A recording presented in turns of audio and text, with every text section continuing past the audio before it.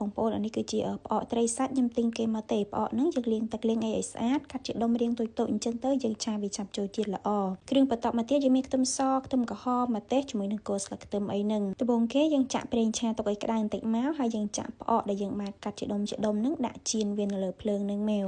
សម្រាប់ការចៀននេះយើងប្រើវាត្រឡប់ចុះត្រឡប់ឡើងណាបងប្អូនចៀនឲ្យរៀងយូរបន្តិចមកប្រហែលជាខ្ទង់7ទៅ8នាទីអានេះខ្ញុំដូរខ្ទះបងប្អូនដោយសារតែខ្ទះនោះប្រេងឆារៀងច្រើនពេកហើយសម្រាប់គ្រឿងគឺខ្ញុំប្រើស្ករត្នោតកន្លះស្លាបព្រាបាយជាមួយនឹងប៊ីចេងកន្លះស្លាបព្រាកាហ្វេបន្ទាប់ពីយើងដាក់គ្រឿងក្រូចចូលហើយយើងឆាវាជាមួយនឹងស្ករហ្នឹងឲ្យចូលជាតិបន្តិចមកបងប្អូនប្រហែលជាខ្ទង់1នាទី2នាទីអីសិនទៅចាំយើងដាក់ខ្ទឹមសខ្ទឹមក្រហមជាមួយនឹងម្ទេសចូលហើយសម្រាប់ម្ទេសវិញបងប្អូនដាក់ក៏បានអត់ក៏បានដែរនេះបើសិនជាចូលចិត្តហឹរដាក់មកប៉ុន្តែបើអត់ចេះទេមិនដាក់ក៏បានដែរដាក់ចូលហើយឆាវាប្រហែលជា2-3នាទីទៀតមកណាបងប្អូនដើម្បីឲ្យខ្ទឹមសជាមួយម្ទេសហ្នឹងវារៀងឆ្អិនកុំឲ្យវានៅស្រស់អញ្ចឹងទៅហើយសម្រាប់ផ្អករបស់យើងហ្នឹងពេលដែលយើងឆាត្រឡប់វាចុះឡើងបងប្អូនរៀងថ្នមដៃតិចទៅដើម្បីកុំឲ្យវាបែកម៉ត់អញ្ចឹងណាអានេះបើសិនជាបែកម៉ត់ខៃពេញហ្នឹងក៏អត់សូវឆ្ងាញ់បានដែរបន្ទាប់ពីហ្នឹងមកបងប្អូនអាចភ្លក់មើលចង់ថែមប៊ីចេងឬក៏ថែមស្ករអីក៏បានដែរតាមចំណង់ចំណូលចិត្តហើយចុងក្រោយគេបន្ទាប់ពីយើងថែមថយគ្រឿងរួចរាល់ហើយយើងគ្រាន់តែរោយស្លឹកខ្ទឹមមកគឺរួចរាល់យើងអាចយកទៅញ៉ាំបានហើយសម្រាប់រសជាតិគឺខ្ញុំអត់យកផ្អែមបានទេបងប្អូនអានេះខ្ញុំយករៀងប្រៃ